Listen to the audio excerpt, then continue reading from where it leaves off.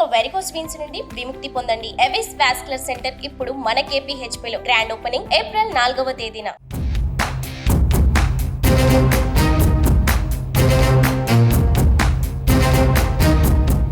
చెంగిచెర్ల ఘటనకు సంబంధించి నమోదైన కేసులలో బీజేపీ జాతీయ ప్రధాన కార్యదర్శి ఎంపీ బండి సంజయ్పై అరెస్టు సహా ఎలాంటి కఠిన చర్యలు తీసుకోవద్దని పోలీసులకు తెలంగాణ హైకోర్టు ఆదేశాలు జారీ చేసింది.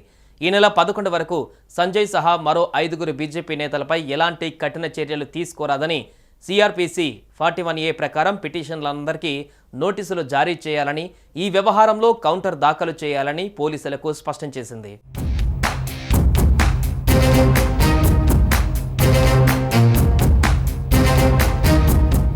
హోలీ సందర్భంగా చెంగిచెర్ల పిట్టల బస్తీ వద్ద 2 వర్గాల మధ్య జరిగిన ఘర్షణలో గాయపడిన బాధితులను పరామర్శించేందుకు బండి సంజయ్ వెళ్లగా పోలీసులు చుట్టుముట్టి బారికేడ్లతో అడ్డుకున్నారు.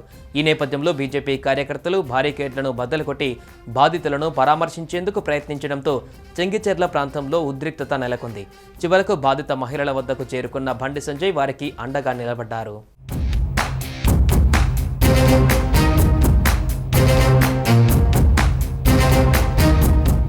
అయితే బండి సంజయ్ సహా ఇతర బీజేపీ నాయకులు పోలీసుల విధులకు ఆటంకం కలిగించారని, పోలీసులకు గాయాలయ్యే విధంగా ఘర్షణకు దిగారని పేర్కొంటూ ఉప్పల్ మేడిపల్లి పోలీస్ స్టేషన్లో పలు సెక్షన్ల కింద కేసులు నమోదయ్యాయి. రోహింగ్యాల దాడిలో గాయపడ్డ బాధితులను పరామర్శించడానికి మాత్రమే వెళ్లామని, తమపై పోలీసులు అక్రమంగా నమోదు చేసిన కేసులను కొట్టివేయాలని కోరుతూ బండి సంజయ్ సహా పలువురు నాయకులు హైకోర్టులో వేర్వేరు పిటిషన్లు దాఖలు చేశారు. ఈ పిటిషన్లపైన బుధవారం విచారణ చేపట్టిన జస్టిస్ K. లక్ష్మణ్ ధర్మాసనం పిటిషనర్లను ఈ నెల 11 వరకు అరెస్టు చేయవద్దని పేర్కొంది.